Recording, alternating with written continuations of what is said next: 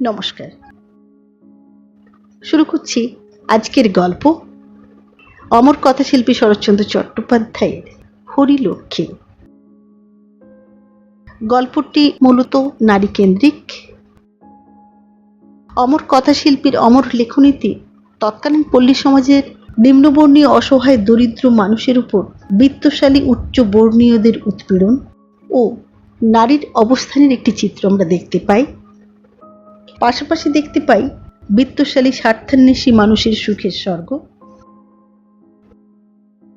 বিত্তশালী স্বার্থান্বেষী মানুষকে বোঝে সম্পর্কের মর্যাদা। আচ্ছা, এক নারীর প্রতিষ্ঠা, সম্মান, প্রতিপত্তি অন্য এক নারীকে কি ঈর্ষান্বিত করে তোলে? নারীর সম্মান কি নারীই হরণ করে? খুবই সত্য, মেয়েরাই মেয়েদের শত্রু। একটি নারীর প্রতিষ্ঠায় অন্য এক নারী ঈর্ষান্বিত হয়ে ওঠে। কিন্তু এও তো সত্য, একটি নারীর মান মর্যাদা ব্যথা বোধ হয় এক নারী অনুভব করতে পারে এবং চাইলে প্রতিবিধানও করতে পারে। দুটি নারীর পারস্পরিক সম্পর্কের টানাপোড়েনের পরিণতি কি হবে জানতে হলে শুনতে হবে আজকের গল্প হরিলক্ষ্মী। সঙ্গে থাকুন। ভালো লাগলে চ্যানেলটি সাবস্ক্রাইব করুন, লাইক করুন, শেয়ার করুন। শুরু করছি আজকের গল্প অমর কথাশিল্পী শরৎচন্দ্র চট্টোপাধ্যায়ের হরিলক্ষ্মী।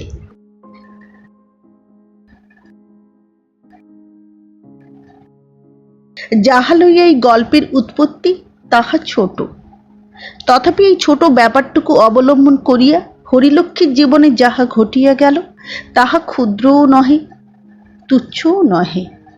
সংসারে এমনই হয়। বেলপুরের দুই শরিক শান্ত নদীকূলে জাহাজের পাশে জেলেডিঙির মতো একটি অপরটির পার্শ্বে নিরুপদ্রবেই বাঁধা ছিল। অকস্মাৎ কোথাকার একটা উড়ো ঝড়ে তরঙ্গ তুলিয়া জাহাজের দড়ি কাটিল, নোঙর ছিঁড়িল।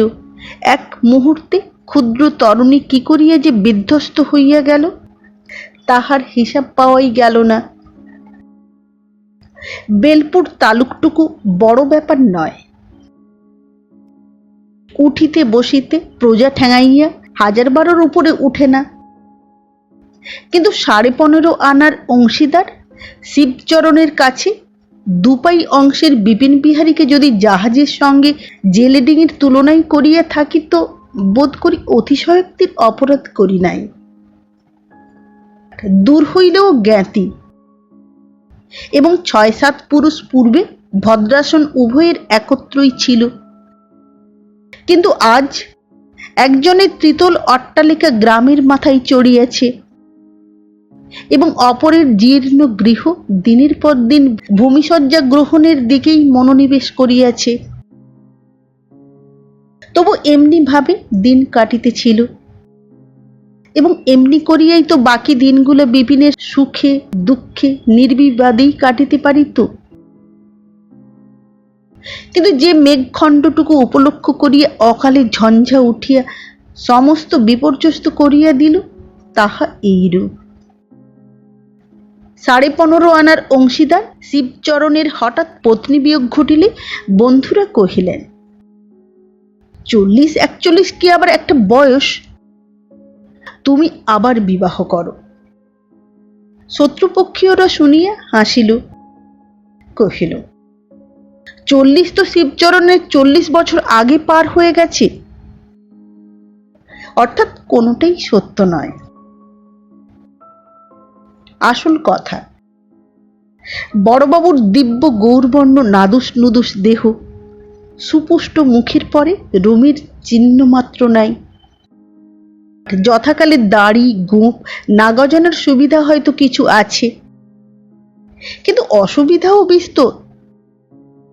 বয়স আন্দাজ করার ব্যাপারে যাহারা নিচের দিকে যাইতে চাহে না, উপরের দিকে তাহারা যে কোন অঙ্কের কোঠায় গিয়া ভর দিয়া দাঁড়াইবে তাহা নিজেরাই ঠাহর করিতে পারে না। সে যাই হোক, অর্থশালী পুরুষের যে কোনো দেশেই বয়সের অজুহাতে বিবাহ আটকায় না, বাংলাদেশে তো নয়ই। মাস দেড়েক শোক তাপ নানা করিয়াও তাহার পরে হরিলক্ষ্মীকে বিবাহ করিয়া শিবচরণ বাড়ি আনিলেন। শূন্য গৃহ একদিনেই ষোলকলায় পরিপূর্ণ হইয়া উঠিল। কারণ শত্রুপক্ষ যাহাই কেন না বলুক, প্রজাপতি যে সত্যই তাহার প্রতি এবার অতিশয় প্রসন্ন ছিলেন তাহা মানিতেই হইবে। তাহারা গোপনে বলাবলি করিল, পাত্রের তুলনায় নববধূ বয়সের দিক দিয়া একেবারেই যে বেমানান হয় নাই, তবে দুই একটি ছেলে মেয়ে সঙ্গে লইয়া ঘরে ঢুকিলে আর খুঁত ধরিবার কিছু থাকিত না। তবে সে যে সুন্দরী এ কথা তাহারা স্বীকার করিল। মোট কথা, সচরাচর বড় বয়সের চেয়েও লক্ষ্মীর বয়সটা কিছু বেশি হইয়া গিয়েছিল। বোধ করি 19-এর কম হইবে না। তাহার পিতা আধুনিক নব্যতন্ত্রের লোক, যত্ন করিয়া মেয়েকে বেশি বয়স পর্যন্ত শিক্ষা দিয়া ম্যাট্রিক পাশ করাইয়াছিলেন। তাহার অন্য ইচ্ছাও ছিল, শুধু ব্যবসা ফেল করিয়া আকস্মিক দারিদ্র্যের জন্যই এই সুপাত্রে কন্যা অর্পণ করিতে বাধ্য হইয়াছিলেন। লক্ষ্মী শহরের মেয়ে, স্বামীকে 2-4 দিনেই চিনিয়া ফেলিল। তাহার মুশকিল হইল এই যে, আত্মীয় মিশ্রিত বহু পরিজন পরিবৃত বৃহৎ সংসারের মধ্যে সে মন খুলিয়া কাহার সহিত মিশিতে পারিল না। ওদিকে শিবচরণের ভালোবাসার তো অন্ত রহিল না। শুধু কেবল বৃদ্ধের তরুণী ভার্যা বলিয়াই নয়, সে যেন একেবারে অমূল্য নিধি লাভ করিল। বাটির আত্মীয়ার দল কোথায় কি করিয়া যে তাহার মন জোগাইবে খুঁজিয়া পাইল না। একটা কথা সে প্রায়ই শুনিতে পাইত, এইবার মেজ বউয়ের মুখে কালি পড়িল। কি রূপে, কি গুণী, কি বিদ্যা বুদ্ধিতে! এতদিনে তাহার গর্ব খর্ব হইল। কিন্তু এত করিয়াও সুবিধা হইল না। মাস 2-এর মধ্যে লক্ষ্মী অসুখে পড়িল। এই অসুখের মধ্যেই একদিন মেজ বউয়ের সাক্ষাৎ মিলিল। তিনি বিপিনের স্ত্রী। বড় বাড়ির নতুন বধূর জ্বর শুনিয়ে দেখিতে আসিয়াছিলেন। বয়সে বোধ হয় 2-3 বছরের বড়। তিনি যে সুন্দরী তাহা মনে মনে লক্ষ্মী স্বীকার করিল। কিন্তু এই বয়সে দারিদ্র্যের ভীষণ কষাঘাতের চিহ্ন তাহার সর্বাঙ্গে সুস্পষ্ট হইয়া উঠিয়াছে। সঙ্গে বছর 6-এর একটি ছেলে, সেও রোগা। লক্ষ্মী শয্যার একধারে সযত্নে বসিতে স্থান দিয়া ক্ষণকাল নিঃশব্দে চাহিয়া চাহিয়া দেখিতে লাগিল। হাতে কয়েক গাছি সোনার চুড়ি ছাড়া আর কোনো অলংকার নাই। পরনে ঈষৎ মলিন একখানি রাঙা পাড়ের ধুতি, বোধহয় তাহার স্বামীর হইবে। পল্লীগ্রামের প্রথা মতো ছেলেটি দিগম্বর নয়, তাহারও কোমরে একখানি শিউলি ফুলে ছোপানো ছোট কাপড় জড়ানো। লক্ষ্মী তাহার হাতখানি টানিয়া লইয়া আস্তে আস্তে বলিল, ভাগ্যে জ্বর হয়েছিল তাই তো আপনার দেখা পেল। কিন্তু সম্পর্কে আমি বড় যা হই মেজবউ। শুনেছি মেজ ঠাকুরপো এর চেয়ে ঢের ছোট। মেজবউ হাসি মুখে কহিল, সম্পর্কে ছোট হলে কি তাকে আপনি বলে? লক্ষ্মী কহিল, প্রথম দিন এই যা বললুম, নইলে আপনি বলবার লোক আমি নই। কিন্তু তাই বলে তুমি যেন আমাকে দিদি বলে ডেকো না, ও আমি সইতে পারবো না। আমার নাম লক্ষ্মী। মেজবউ কহিল, নামটি বলে দিতে হয় না দিদি, আপনাকে দেখলেই জানা যায়। আর আমার নাম কি জানি কে যে ঠাট্টা করে কমলা রেখেছিলেন। এই বলিয়া সে সকৌতুকে একটুখানি হাসিল মাত্র। হরিলক্ষ্মীর ইচ্ছা করিল সেও প্রতিবাদ করিয়া বলে, তোমার পানে তাকালেই তোমার নামটি বোঝা যায়। কিন্তু অনুকৃতির মতো শুনাইবার ভয়ে বলিতে পারিল না। কহিল, আমাদের নামের মানে এক। কিন্তু মেজবউ, আমি তোমাকে তুমি বলতে পারলুম, তুমি পারলে না। মেজবউ সহাস্যে জবাব দিল, হঠাৎ নাই পারলুম দিদি। এক বয়স ছাড়া আপনি সকল বিষয়ই আমার বড়। যাক না দুদিন, দরকার হলে বদলে নিতে কতক্ষণ। হরিলক্ষ্মীর মুখে সহসা ইহার প্রত্যুত্তর যোগাইল না, কিন্তু সে মনে বুঝিল এই মেয়েটি প্রথম দিনের পরিচয়টিকে মাখামাখিতে পরিণত করিতে চাহে না।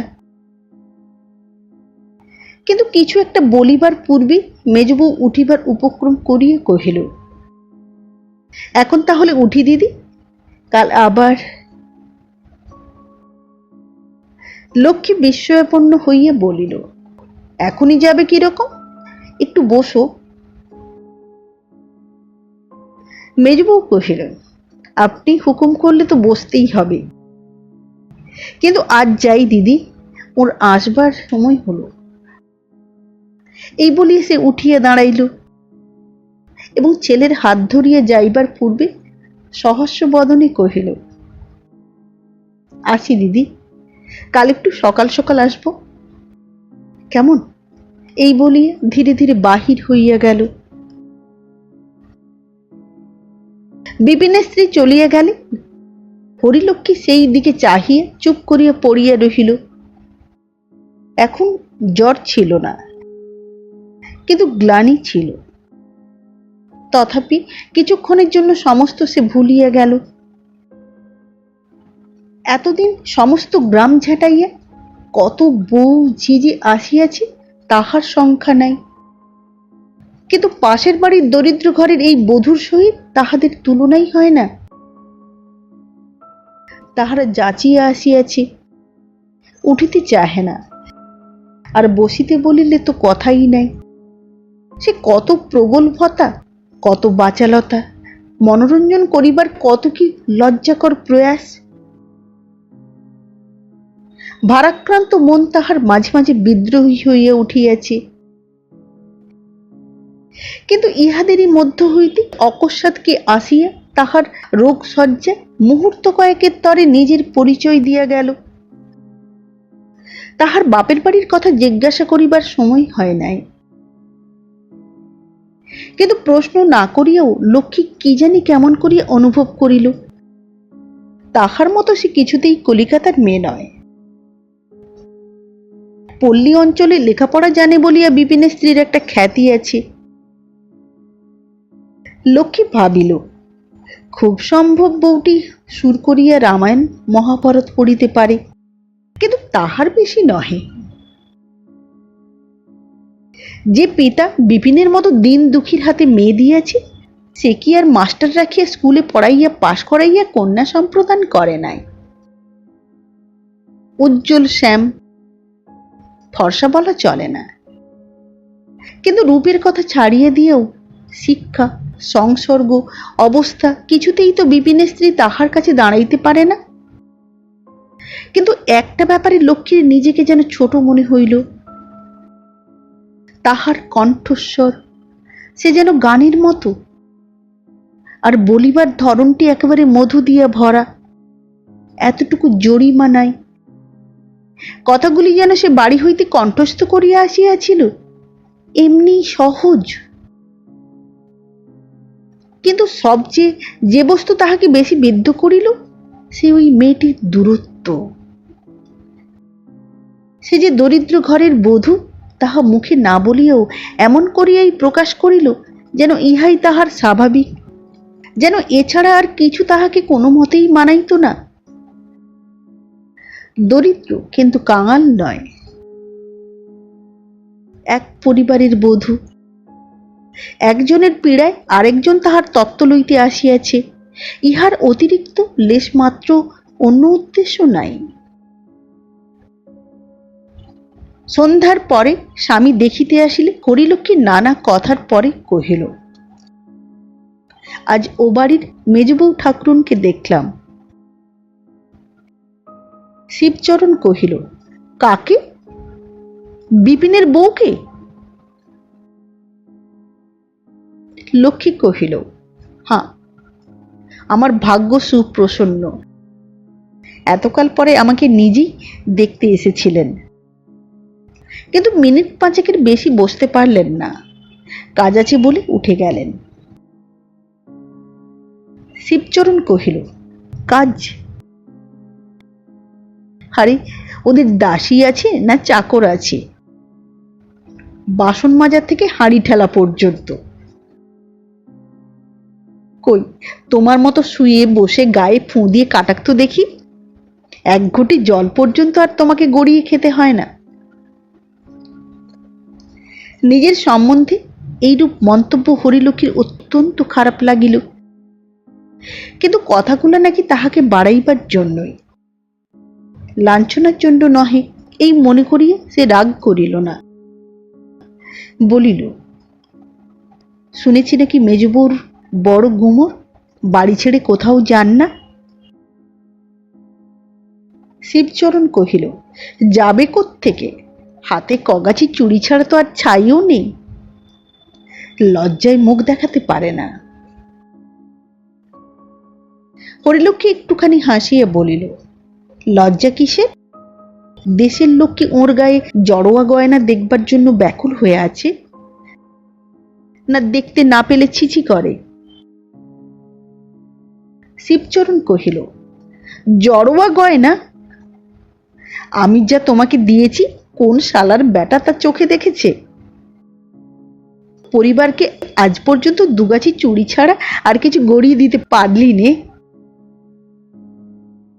বাবা, টাকার জোর বড় জোর, জুতো মারবো। আর হরিলক্ষ্মী ক্ষুণ্ণ অতিশয় লজ্জিত হইয়া বলিল, ছি ছি ছি, ওসব তুমি কি বলছো? শিবচরণ বলিল, না না, আমার কাছে লুকোছাপা নেই, যা বলবো তা স্পষ্টস্পষ্ট কথা। হরিলক্ষ্মী নিরুত্তরে চোখ বুজিয়া শুইল। বলবারই বা আছে কি? ইহারা দুর্বলের বিরুদ্ধে অত্যন্ত রূঢ় কথা কঠোর ও কর্কশ করিয়া উচ্চারণ করা কি একমাত্র স্পষ্টবাদিতা বলিয়া জানে। শিবচরণ শান্ত হইল না, বলিতে লাগিল, বিয়েতে যে 500 টাকা ধার নিয়ে গেলি, সুদে আসলে 700-800 হয়েছে, তা খেয়াল আছে? গরিব একধারে পড়ে আছিস, থাক, ইচ্ছে করলে যে কানমূলে দূর করে দিতে পারি। দাসীর যোগ্য নয় আমার পরিবারের কাছে গুমর। হরিলক্ষ্মী পাশ ফিরিয়া শুইল। অসুখের উপরে বিরক্তি ও লজ্জায় তাহার সর্বশরীর যেন ঝিমঝিম করিতে লাগিল। পরদিন দুপুরবেলা ঘরের মধ্যে মৃদু শব্দে হরিলক্ষ্মী চোখ চাহিয়া দেখিল, বিপিনের স্ত্রী বাহির হইয়া যাইতেছে। ডাকিয়া কহিল, মেজবউ, চলে যাচ্ছ যে? মেজবউ সলজ্জে ফিরিয়ে আসিয়া বলিল, আমি ভেবেছিলাম আপনি ঘুমিয়ে পড়েছেন। আজ কেমন আছেন দিদি? হরিলক্ষ্মী কহিল, আজ ঢের ভালো আছি। কই, তোমার ছেলেকে আনুনি? মেজবউ বলিল, আজ সে হঠাৎ ঘুমিয়ে পড়ল দিদি। হঠাৎ ঘুমিয়ে পড়ল মানে কি? অভ্যাস খারাপ হয়ে যাবে বলে আমি দিনের বেলায় বড় তাকে ঘুমোতে দিইনি দিদি। হরিলক্ষ্মী জিজ্ঞাসা করিল, রোদে রোদে দুরন্তপনা করে বেড়ায় না? মেজবউ কহিল, করে বই কি, কিন্তু ঘুমোনোর চেয়ে যে সে বরঞ্চ ভালো। তুমি নিজে বুঝি কখনো ঘুমোও না? মেজবউ হাসি মুখে ঘাড় নাড়িয়ে বলিল, না। হরিলক্ষ্মী ভাবিয়াছিল মেয়েদের স্বভাবের মতো এবার হয়তো সে তাহার অনবকাশের দীর্ঘ তালিকা দিতে বসিবে, কিন্তু সে সেরূপ কিছুই করিল না। ইহার পরে অন্যান্য কথাবার্তা চলিতে লাগিল। কথায় কথায় হরিলক্ষ্মী তাহার বাপের বাড়ির কথা, ভাই বোনের কথা, মাস্টার মশাইয়ের কথা, স্কুলের কথা, এমনকি তাহার ম্যাট্রিক পাশ করার কথাও গল্প করিয়া ফেলিল। অনেকক্ষণ পরে যখন হুঁশ হইল তখন স্পষ্ট দেখিতে পাইল শ্রোতা হিসেবে মেজবউ যত ভালোই হোক, বক্তা হিসাবে একেবারে অকিঞ্চিৎকর। নিজের কথা সে প্রায় কিছুই বলে নাই। প্রথমটা লক্ষ্মী লজ্জাবোধ করিল, কিন্তু তখনই মনে করিল আমার কাছে গল্প করিবার মতো তাহার আছেই বা কি। কিন্তু কাল যেমন এই বধূটির বিরুদ্ধে মন তাহার অপ্রসন্ন হইয়া উঠিয়াছিল, আজ তেমনি ভারী একটা তৃপ্তি বোধ করিল। দেয়ালের মূল্যবান ঘড়িতে নানাবিধ বাজনা বাদ্য করিয়া 3টা বাজিল। মেজবউ উঠিয়া দাঁড়াইয়া সবিনয়ে কহিল, দিদি, আজ তাহলে আসি। লক্ষ্মী সকৌতুকে বলিল, তোমার বুঝি ভাই 3টে পর্যন্ত ছুটি? ঠাকুরপো নাকি কাঁটায় কাঁটায় ঘড়ি মিলিয়ে বাড়ি ঢোকেন?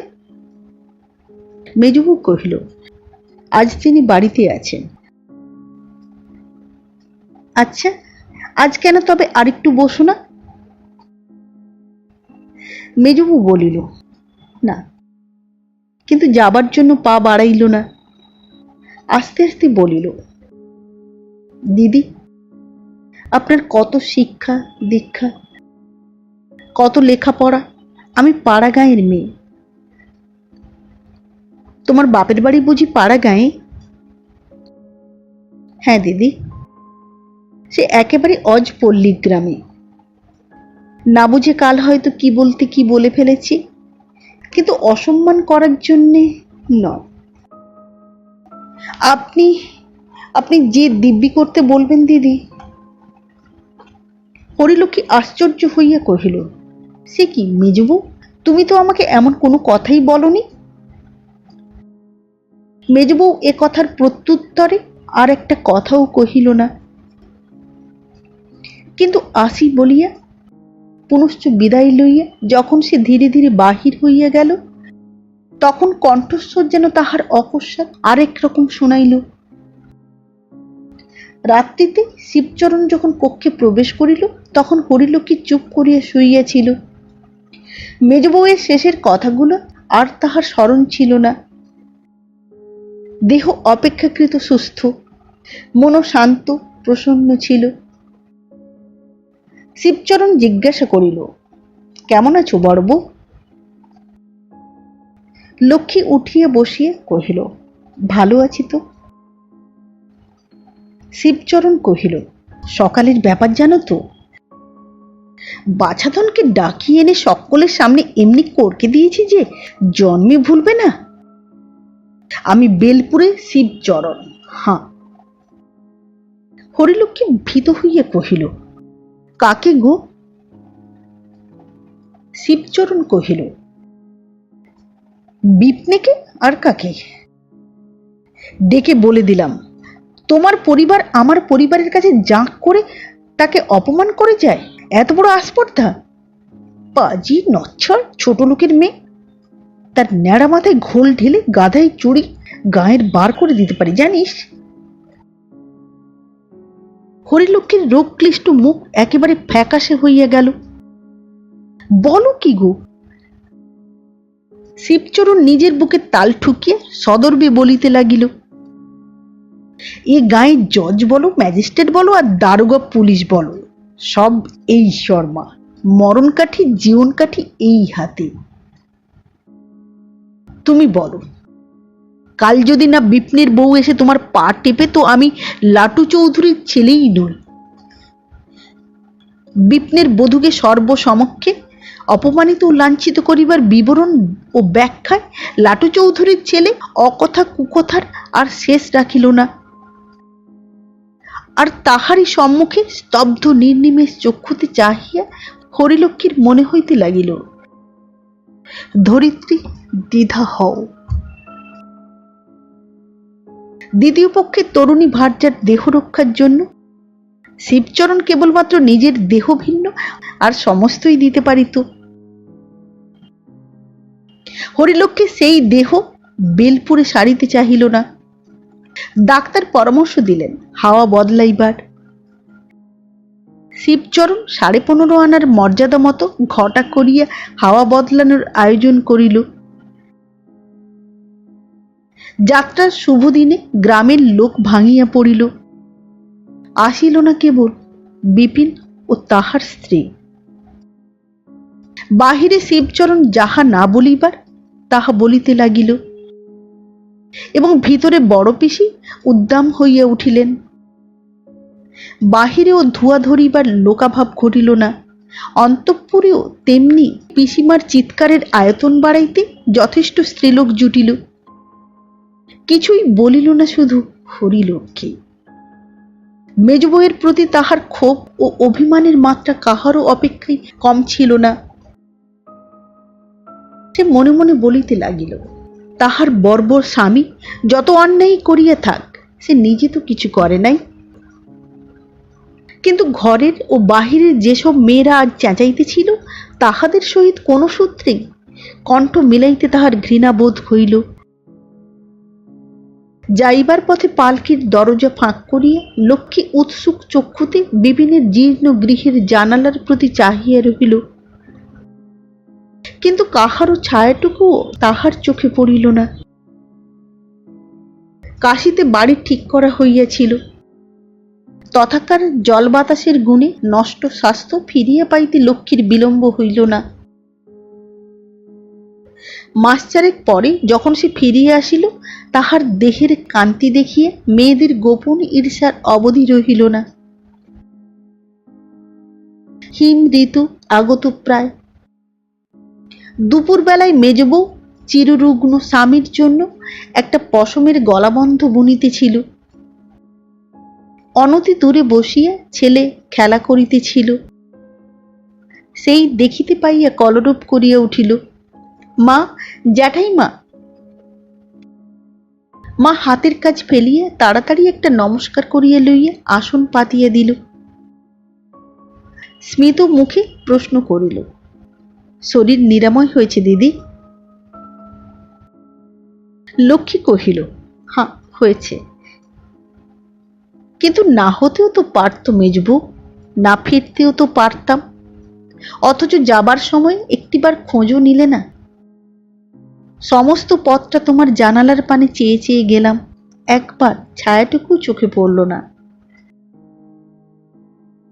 রোগা বোন চলে যাচ্ছে, একটুখানি মায়াও কি হলো না মেজবউ? এমনি পাষাণ তুমি। মেজবউয়ের চোখ ছলছল করিয়া আসিল, কিন্তু সে কোনো উত্তরই দিল না। লক্ষ্মী বলিল, আমার আর যা দোষী থাক মেজবউ, তোমার মতো কঠিন প্রাণ আমার নয়। ভগবান না করুন, কিন্তু অমন সময় আমি তোমাকে না দেখে থাকতে পারতাম না। মেজবউ এ অভিযোগেরও কোনো জবাব দিল না, নিরুত্তরে দাঁড়াইয়া রহিল। লক্ষ্মী আর কখনো আসে নাই, আজ এই প্রথম এ বাড়িতে প্রবেশ করিয়াছে। ঘরগুলি ঘুরিয়ে ফিরিয়ে দেখিয়ে বেড়াইতে লাগিল। শতবর্ষের জরাজীর্ণ গৃহ, মাত্র 3খানি কক্ষ কোনো মতে বাসোপযোগী রহিয়াছে। দরিদ্রের আবাস, আসবাবপত্র নাই বলিলেই চলে। ঘরের চুনবালি খসিয়াছে, সংস্কার করিবার সামর্থ্য নাই, তথাপি অনাবশ্যক অপরিচ্ছন্নতা এতটুকু কোথাও নাই। স্বল্প বিছানা ঝরঝর করিতেছে, 2-4খানি দেবদেবীর ছবি টাঙানো আছে, আর আছে মেজবউয়ের হাতের নানাবিধ শিল্পকর্ম, অধিকাংশই পশম ও সুতার কাজ। তাহা শিক্ষানবিশের হাতের লাল ঠোঁটওয়ালা সবুজ রঙের টিয়া পাখি অথবা 5 রঙা বেড়ালের মূর্তি নয়।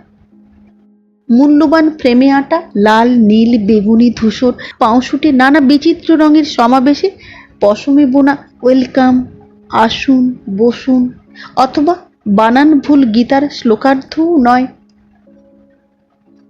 লক্ষ্মী সবিস্ময়ে জিজ্ঞাসা করিল, ওটি কার ছবি মেজবউ? যেন চেনা চেনা ঠেকছে। মেজবউ সলজ্জে হাসিয়া কহিল, ওটি ওটি তিলক মহারাজের ছবি। দেখে বনবার চেষ্টা করেছিলাম দিদি, কিন্তু কিছুই হয়নি। এই কথা বলিয়া সম্মুখের দেওয়ালে টাঙানো ভারতের কৌস্তুভ মহাবীর তিলকের ছবি আঙুল দিয়ে দেখাইয়া দিল। লক্ষ্মী বহুক্ষণ সেই দিকে চাহিয়ে থাকিয়া আস্তে আস্তে বলিল, চিনতে পারিনি, সে আমারই দোষ মেজবউ, তোমার নয়। আমাকে শেখাবে ভাই? এ বিদ্যে শিখতে যদি পারি তো তোমাকে গুরু বলে মানতে আমার আপত্তি নেই। মেজবউ হাসিতে লাগিল। সেদিন ঘন্টা ৩-৪ পরে বিকালে যখন লক্ষ্মী বাড়ি ফিরিয়া গেল, তখন এই কথাই স্থির করিয়া গেল যে কলা শিল্প শিখিতে কাল হইতে সে প্রত্যহ আসিবে। আসিতেও লাগিল, কিন্তু ১০-১৫ দিনেই স্পষ্ট বুঝিতে পারিল এ বিদ্যা শুধু কঠিন নয়, অর্জন করিতেও সুদীর্ঘ সময় লাগিবে। একদিন লক্ষ্মী কহিল, কই মেজবউ, তুমি আমাকে যত্ন করে শেখাও না। মেজবউ বলিল, ঢের সময় লাগবে দিদি, তার চেয়ে বরঞ্চ আপনি অন্য সব বোনা শিখুন। লক্ষ্মী মনে মনে রাগ করিল, কিন্তু তাহা গোপন করিয়া জিজ্ঞাসা করিল, তোমার শিখতে কতদিন লেগেছিল মেজবউ? মেজবউ জবাব দিল, আমাকে কেউ তো শেখায়নি দিদি, নিজের চেষ্টাতেই একটু একটু করে শিখেছি। লক্ষ্মী বলিল, ও তাই, নইলে পরের কাছে শিখতে গেলে তোমারও সময়ের হিসেব থাকতো। মুখে সে যাহাই বলুক, মনে মনে নিঃসন্দেহে অনুভব করিতেছিল মেধা ও তীক্ষ্ণ বুদ্ধিতে এই মেজবউয়ের কাছে সে দাঁড়াইতেই পারে না। আজ তাহার শিক্ষার কাজ অগ্রসর হইল না, এবং যথা সময়ের অনেক পূর্বেই সোঁচ সোঁতা প্যাটার্ন গোটাইয়া লইয়া বাড়ি চলিয়া গেল। পরদিন আসিল না, এবং এই প্রথম প্রত্যহ আশায় তাহার ব্যাঘাত হইল। দিন ৪ পরে আবার একদিন হরিলক্ষ্মী তাহার সোঁচ সোঁতার বাক্স হাতে করিয়া এ বাড়িতে আসিয়া উপস্থিত হইল। মেজবউ তাহার ছেলেকে রামায়ণ হইতে ছবি দেখাইয়া দেখাইয়া গল্প বলিতেছিল। সসম্ভ্রমে উঠিয়া আসন পাতিয়া দিল। উদ্বিগ্ন কণ্ঠে প্রশ্ন করিল, ২-৩ দিন আসেননি, আপনার শরীর ভালো ছিল না বুঝি? লক্ষ্মী গম্ভীর হইয়া কহিল, না, এমনি ৫-৬ দিন আসতে পারিনি। মেজবউ বিস্ময় প্রকাশ করিয়া বলিল, ৫-৬ দিন আসেননি? ও তাই হবে বোধ হয়, কিন্তু আজ তাহলে ২ ঘন্টা বেশি থেকে কামাইটা পুষিয়ে নেওয়া চাই। লক্ষ্মী বলিল, কিন্তু অসুখে যদি আমার করে থাকতো মেজবউ, তোমার তো একবার খোঁজ করা উচিত ছিল। মেজবউ সলজ্জে বলিল, উচিত নিশ্চয়ই ছিল, কিন্তু সংসারের অসংখ্য রকমের কাজ, একলা মানুষ, কাকেই বা পাঠাই বলুন? কিন্তু অপরাধ হয়েছে, তা স্বীকার করছি দিদি। লক্ষ্মী মনে মনে খুশি হইল, এ কয়দিন সে অত্যন্ত অভিমান বশেই আসিতে পারে নাই, অথচ অহর্নিশি যাই যাই করিয়াই তাহার দিন কাটিয়েছে। এই মেজবউ ছাড়া শুধু গৃহে কেন, সমস্ত গ্রামের মধ্যে আর কেহ নাই যাহার সহিত সে মন খুলিয়া মিশিতে পারে। ছেলে নিজের মনে ছবি দেখিতেছিল। হরিলক্ষ্মী তাকে ডাকিয়া কহিল, নিখিল, কাছে এসো তো বাবা। সে কাছে আসিলে লক্ষ্মী বাক্স খুলিয়া একগাছি সরু সোনার হার তাহার গলায় পরাইয়া দিয়া বলিল, যাও খেলা করোগে। মায়ের মুখ গম্ভীর হইয়া উঠিল। সে জিজ্ঞাসা করিল, আপনি কি ওটা দিলেন নাকি দিদি? লক্ষ্মী স্মিত মুখে জবাব দিল, দিলাম বই কি। মেজবউ কহিল, আপনি দিলেই বা ও নেবে কেন? লক্ষ্মী অপ্রতিভ হইয়া উঠিল, কহিল, জ্যাঠাইমা কি একটা হার দিতে পারে না? মেজবউ বলিল, তা জানিনি দিদি, কিন্তু এ কথা নিশ্চয়ই জানি, মা হয়ে আমি নিতে দিতে পারিনি। নিখিল, ওটা খুলে তোমার জ্যাঠাইমাকে দিয়ে দাও। দিদি, আমরা গরিব কিন্তু ভিখারি নই। কোনো একটা দামি জিনিস হঠাৎ পাওয়া গেল বলেই দুহাত পেতে নেব, তা নেই নে। লক্ষ্মী স্তব্ধ হইয়া বসিয়া রহিল। আজও তাহার মনে হইতে লাগিল পৃথিবী দ্বিধা হও। যাবার সময় সে কহিল, কিন্তু এ কথা তোমার ভাসুরের কানে যাবে মেজবউ? মেজবউ বলিল, তার অনেক কথা আমার কানে আসে, আমার একটা কথা তার কানে গেলে কান অপবিত্র হবে না? লক্ষ্মী কহিল, বেশ, পরীক্ষা করে দেখলেই হবে। একটু থামিয়া বলিল, আমাকে খামোকা অপমান করার দরকার ছিল না মেজবউ, আমিও শাস্তি দিতে জানি। মেজবউ বলিল, এ আপনার রাগের কথা দিদি, নইলে আমি যে আপনাকে অপমান করিনি, শুধু আমার স্বামীকেই খামোকা অপমান করতে আপনাকে দিইনি, এ বোঝবার শিক্ষা আপনার আছে। লক্ষ্মী কহিল, তা আছে, নেই শুধু তোমাদের পাড়াগাঁয়ে মেয়ের সঙ্গে কোন্দল করবার শিক্ষা।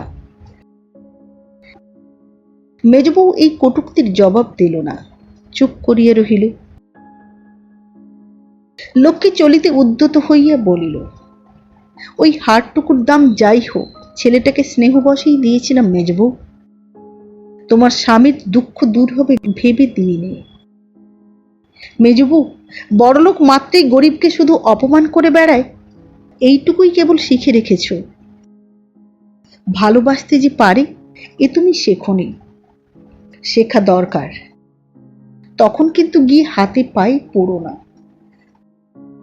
প্রত্যুত্তরে মেজবউ শুধু একটু মুচকি হাসিয়া বলিল, না দিদি, সে ভয় তোমাকে করতে হবে না। বন্যার চাপে মাটির বাঁধ যখন ভাঙিতে শুরু করে, তখন তাহার অকিঞ্চিৎকর আরম্ভ দেখিয়া মনে করাও যায় না যে অবিশ্রান্ত জলপ্রবাহ এত অল্পকাল মধ্যেই ভাঙনটাকে এমন ভয়াবহ, এমন সুবিশাল করিয়া তুলিবে। ঠিক এমনি হইল হরিলক্ষ্মীর। স্বামীর কাছে বিপিন ও তাহার স্ত্রীর বিরুদ্ধে অভিযোগের কথাগুলো যখন তাহার সমাপ্ত হইল, তখন তাহার পরিণাম কল্পনা করিয়া সে নিজেই ভয় পাইল। বলিতেও তাহার শিক্ষা ও মর্যাদায় বাধে। কিন্তু দুর্নিবার জলস্রোতের মতো যে সকল বাক্য আপন ঝুঁকেই তাহার মুখ দিয়ে ঠেলিয়া বাহির হইয়া আসিল, তাহার অনেকগুলিই যে সত্য নহে তাহা নিজেই সে চিনিতে পারিল। অথচ তাহার গতিরোধ করাও যে তাহার সাধ্যের বাহিরে। হরিলক্ষ্মীর ইহাও অনুভব করিতে বাকি রহিল না। শুধু একটা ব্যাপার সে ঠিক এতখানি জানিত না, সে তাহার স্বামীর স্বভাব। তাহা যেমন নিষ্ঠুর, তেমনি প্রতিহিংসা পরায়ণ এবং তেমনি বর্বর। পীড়ন করিবার কোথায় যে সীমা সে যেন তাহা জানেই না।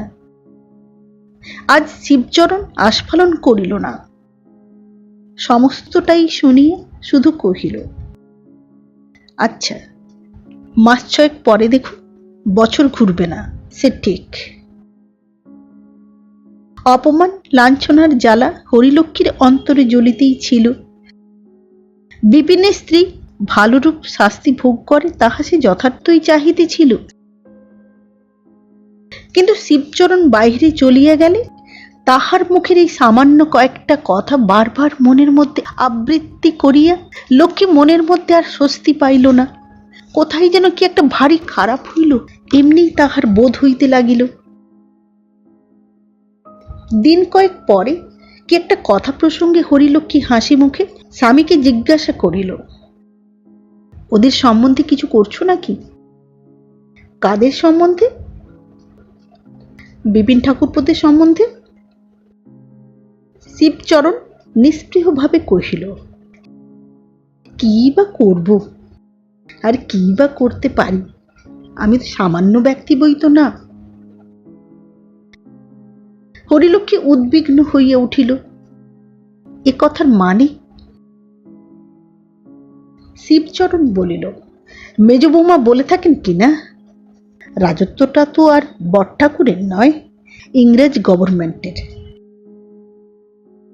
হরিলক্ষ্মী কহিল, বলেছে নাকি? কিন্তু স্ত্রী একটুখানি সন্দেহ প্রকাশ করিয়া বলিল, কিন্তু মেজ বউ তো ওরকম কথা বড় একটা বলেন না। ভয়ানক চালাক কিনা, অনেকে আবার বাড়িও হয়তো তোমার কাছে বলে যায়। শিবচরণ কহিল, আশ্চর্য নয়, তবে কিনা কথাটা আমি নিজের কানেই শুনেছি। হরিলক্ষ্মী বিশ্বাস করিতে পারিল না, কিন্তু তখনকার মতো স্বামীর মনোরঞ্জনের নিমিত্ত সহসা কোপ প্রকাশ করিয়া বলিয়া উঠিল, বলো কি গো, এত বড় অহংকার! আমাকে না হয় যা খুশি বলেছে, কিন্তু ভাসুর বলে তোমার তো একটা সম্মান থাকা দরকার।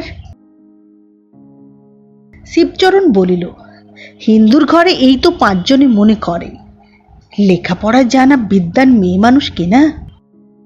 তবে আমাকে অপমান করে পার আছে, কিন্তু তোমাকে অপমান করে কারো রক্ষে নেই। সদরে একটু জরুরি কাজ আছে, আমি চললাম। এই বলিয়া শিবচরণ বাহির হইয়া গেল। কথাটা যেরকম করিয়া হরিলক্ষ্মীর পারিবার ইচ্ছা ছিল তাহা হইল না, বরঞ্চ উল্টা হইয়া গেল। স্বামী চলিয়া গেলে ইহাই তাহার পুনঃ পুনঃ মনে হইতে লাগিল।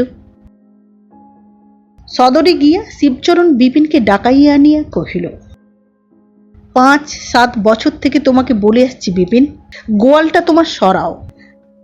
শোবার ঘরে আমি আর টিকতে পারি নাই। কথাটাই কি তুমি কান দেবে না ঠিক করেছ? বিপিন বিস্ময়াপন্ন হইয়া কহিল, কই, আমি তো একবারও শুনিনি বরদা। শিবচরণ অবলীলাক্রমে কহিল, অন্তত 10 বার আমি নিজের মুখেই তোমাকে বলেছি। তোমার স্মরণ না থাকলে ক্ষতি হয় না, কিন্তু এত বড় জমিদারি যাকে শাসন করতে হয় তার কথা ভুলে গেলে তো চলে না। সে যাই হোক, তোমার আপনার তো একটা আক্কেল থাকা উচিত যে পরের জায়গায় নিজের গোয়ালঘর রাখা কতদিন চলে। কালকেই ওটা সরিয়ে ফেলোগে, আমার আর সুবিধে হবে না। তোমাকে শেষবারের মতো জানিয়ে দিলাম। বিপিনের মুখে এমনি কথা বাহির হয় না, অকস্মাৎ এই পরম বিস্ময়কর প্রস্তাবের সম্মুখে সে একেবারে অভিভূত হইয়া পড়িল। তাহার পিতামহের আমল হইতে যে গোয়াল ঘরটাকে সে নিজেদের বলিয়া জানে, তাহা যে অপরের, এত বড় মিথ্যা উক্তির সে একটা প্রতিবাদও পর্যন্ত করিতে পারিল না। নীরবে বাড়ি ফিরিয়া আসিল। তাহার স্ত্রী সমস্ত বিবরণ শুনিয়া কহিল, কিন্তু রাজার আদালত তো খোলা আছে। বিপিন চুপ করিয়া রহিল। সে যত ভালো মানুষই হোক, এ কথা সে জানিত। ইংরেজ রাজার আদালত গৃহের সুবৃহৎ দ্বার যত উন্মুক্তই থাক, দরিদ্রের প্রবেশ করিবার পথ এতটুকু খোলা নাই। হইল তাহাই। পরদিন বড়বাবুর লোক আসিয়া প্রাচীন ও জীর্ণ গোশালা ভাঙিয়া লম্বা প্রাচীর টানিয়া দিল। বিপিন থানায় গিয়া খবর দিয়া আসিল। কিন্তু আশ্চর্য এই যে, শিবচরণের পুরাতন ইটের নূতন প্রাচীর যতক্ষণ না সম্পূর্ণ হইল, ততক্ষণ পর্যন্ত একটা রাঙা পাগড়িও ইহার নিকটে আসিল না। বিপিনের স্ত্রী হাতের চুড়ি বেচিয়ে আদালতে নালিশ করিল, কিন্তু তাহাতে শুধু গহনাটাই গেল, আর কিছুই হইল না। বিপিনের পিসিমা সম্পর্কীয় একজন শুভানুধ্যায়িনী এই বিপদে হরিলক্ষ্মীর কাছে গিয়া পড়িতে বিপিনের স্ত্রীকে পরামর্শ দিয়াছিলেন। তাহাতে সে নাকি জবাব দিয়াছিল, বাঘের কাছে হাত জোড়ো করে দাঁড়িয়ে লাভ কি পিসিমা? প্রাণ যা যাবার তা যাবেই, কেবল অপমানটাই উপরি পাওনা হবে। এই কথা হরিলক্ষ্মীর কানে আসিয়া পৌঁছিলে সে চুপ করিয়া রহিল, কিন্তু একটা উত্তর দেবার চেষ্টা পর্যন্ত করিল না।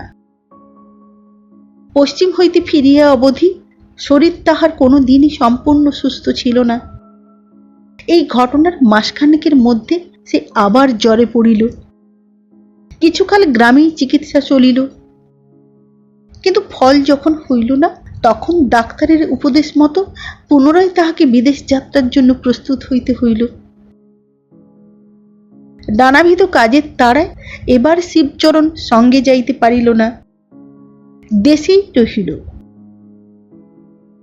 যাবার সময় সে স্বামীকে একটা কথা বলিবার জন্য মনে মনে ছটপট করিতে লাগিল, কিন্তু মুখ ফুটিয়ে কোনো মতেই সে এই লোকটির সম্মুখে সে কথা উচ্চারণ করিতেও পারিল না। তাহার কেবলই মনে হইতে লাগিল এ অনুরোধ বৃথা, ইহার অর্থ সে বুঝিবে না। হরিলক্ষ্মীর রোগগ্রস্ত দেহ সম্পূর্ণ নিরাময় হইতে এবার কিছু দীর্ঘ সময় লাগিল। প্রায় বৎসরাধিক কাল পরে সে বেলপুরে ফিরিয়া আসিল। শুধু কেবল জমিদারের আদরের পত্নী বলিয়াই নয়, সে এত বড় সংসারের গৃহিণী। পাড়ার মেয়েরা দল বাঁধিয়া দেখিতে আসিল। যে সম্পর্কে বড় সে আশীর্বাদ করিল, যে ছোট সে প্রণাম করিয়া পায়ের ধুলা লইল। আসিল না শুধু বিপিনের স্ত্রী, সে যে আসিবে না হরিলক্ষ্মী তাহা জানিত। এই একটা বছরের মধ্যে তাহারা কেমন আছে, যে সকল ফৌজদারি ও দেওয়ানি মামলা তাহাদের বিরুদ্ধে চলিতেছিল, তাহার ফল কি হইয়াছে, এসব কোনো সংবাদই সে কাহারও কাছে জানিবার চেষ্টা করে নাই। শিবচরণ কখনো বাটিতে, কখনো বা পশ্চিমে স্ত্রীর কাছে গিয়ে বাস করিতেছিলেন। যখনই দেখা হইয়াছে সর্বাগ্রে ইহাদের কথাই তাহার মনে হইয়াছে, অথচ একটা দিনের জন্য স্বামীকে প্রশ্ন করে নাই। প্রশ্ন করিতে তাহার যেন ভয় করিত। মনে করিত এতদিনে হয়তো যা হোক একটা বোঝাপড়া হইয়া গেছে, হয়তো ক্রোধের সে প্রখরতা আর নাই। জিজ্ঞাসাবাদের দ্বারা পাছে আবার সেই পূর্বক্ষত বাড়িয়া উঠে, এ আশঙ্কায় সে এমনি একটা ভাব ধারণ করিয়া থাকিত যেন সে সকল তুচ্ছ কথা আর তাহার মনেই নাই। ওদিকে শিবচরণও নিজে হইতে কোনোদিন বিপিনদের বিষয় আলোচনা করিত না। সে যে স্ত্রীর অপমানের ব্যাপার বিস্মৃত হয় নাই, বরঞ্চ তাহার অবর্তমানে যথোপযুক্ত ব্যবস্থা করিয়া রাখিয়াছে, এই কথাটা সে হরিলক্ষ্মীর কাছে গোপন করিয়াই রাখিত। তাহার সাধ ছিল লক্ষ্মী গৃহে ফিরিয়া নিজের চোখেই সমস্ত দেখিতে পাইয়া আনন্দিত বিস্ময়ে আত্মহারা হইয়া উঠিবে। বেলা বাড়িয়া উঠিবার পূর্বে পিসিমার পুনঃ পুনঃ সস্নেহ তাড়নায় লক্ষ্মী স্নান করিয়া আসিলে তিনি উৎকণ্ঠা প্রকাশ করিয়া বলিলেন, তোমার রোগা শরীর বৌমা, নেচে গিয়ে কাজ নেই, এইখানেই ঠাঁই করে ভাত দিয়ে যাক। লক্ষ্মী আপত্তি করিয়া সহাস্যে কহিল, শরীর আগের মতোই ভালো হয়ে গেছে পিসিমা, আমি রান্নাঘরে গিয়ে খেতে পারবো, ওপরে বয়ে আনবার দরকার নেই, চলো নিচেই যাচ্ছি। পিসিমা বাধা দিলেন, শিবুর নিষেধ আছে জানাইলেন, এবং তাহারই আদেশে ঝি ঘরের মেঝেতে আসন পাতিয়া ঠাঁই করিয়ে দিয়া গেল। পরক্ষণে রাঁধুনি অন্ন ব্যঞ্জন বহিয়া আনিয়া উপস্থিত করিল। সে চলিয়া গেলে লক্ষ্মী আসনে বসিয়া জিজ্ঞাসা করিল, রাঁধুনিটি কে পিসিমা, আগে তো দেখিনি। পিসিমা হাসিয়া বলিলেন, চিনতে পারলে না বৌমা, ও যে আমাদের বিপিনের বউ। লক্ষ্মী স্তব্ধ হইয়া বসিয়া রহিল। মনে মনে বুঝিল তাহাকে চমৎকৃত করিবার জন্যই এতখানি ষড়যন্ত্র এমন করিয়া গোপনে রাখা হইয়াছিল। কিছুক্ষণে আপনাকে সামলাইয়া লইয়া জিজ্ঞাসু মুখে পিসিমার মুখের দিকে চাহিয়া রহিল। পিসিমা বলিলেন, বিপিন মারা গেছে, শুনেছ তো? লক্ষ্মী শুনে নাই কিছুই, কিন্তু এইমাত্র যে তাহার খাবার দিয়ে গেল, সে যে বিধবা তাহা চাহিলেই বোঝা যায়। ঘাড় নাড়িয়া কহিল, হ্যাঁ। পিসিমা অবশিষ্ট ঘটনাটা বিবৃত করিয়া কহিলেন, যা ধুলোগুঁড়ো ছিল, মামলায় মামলায় সর্বস্ব খুইয়ে বিপিন মারা গেল। বাকি টাকার দায়ে বাড়িটাও যেত। আমরাই পরামর্শ দিলাম, মেজবু, বছর 2 বছর গতরে খেটে শোধ দে, তোর অপগণ্ড ছেলের মাথা গোঁজবার স্থানটুকু বাঁচুক। লক্ষ্মী বিবর্ণ মুখে তেমনি পলকহীন চক্ষুতে নিঃশব্দে চাহিয়া রহিল। পিসিমা সহসা গলা খাটো করিয়া বলিলেন, তবু আমি একদিন ওকে আড়ালে ডেকে বলেছিলাম, মেজবু, যা হবার তা তো হলো, এখন ধার করে যেমন করে হোক একবার কাশি গিয়ে বৌমার হাতে পায়ে গিয়ে পড়ো, ছেলেটাকে তার গায়ের উপর নিয়ে ফেলে দিয়ে বলো কি, দিদি, এর তো কোনো দোষ নেই, একে বাঁচাও। কথাগুলি আবৃত্তি করিতেই পিসিমার চোখ জলে ভারাক্রান্ত হইয়া উঠিল। অঞ্চলে মুছিয়ে ফেলিয়া বলিলেন, কিন্তু সেই যে মাথা গুঁজে মুখ বুজে বসে রইল, হ্যাঁ না একটা জবাব পর্যন্ত দিলে না। হরিলক্ষ্মী বুঝিল, ইহার সমস্ত অপরাধের ভারী তাহার মাথায় গিয়ে পড়িয়াছে। তাহার মুখে সমস্ত অন্ন ব্যঞ্জন তিতো বিষ হইয়া উঠিল, এবং একটা গ্রাসও যেন গলা দিয়ে গলিতে চাহিল না। পিসিমা কি একটা কাজে ক্ষণকালের জন্য বাহিরে গিয়াছিলেন।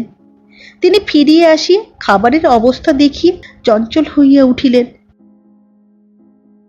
ডাক দিলেন, বিপিনের বউ, বিপিনের বউ।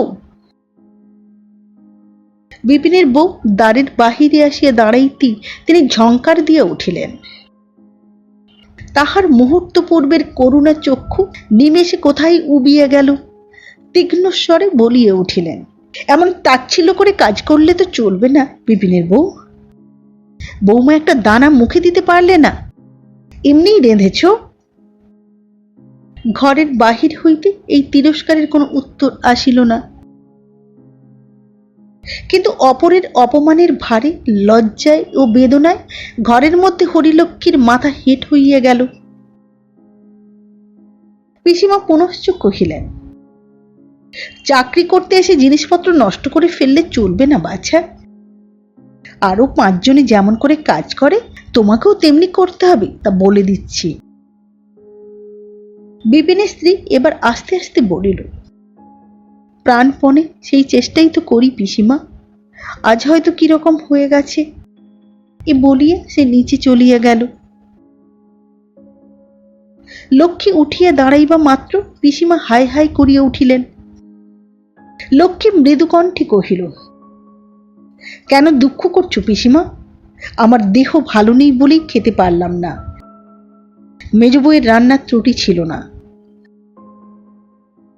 হাত মুখ ধুইয়া আসিয়া নিজের নির্জন ঘরের মধ্যে হরিলক্ষ্মীর যেন দম বন্ধ হইয়া আসিতে লাগিল।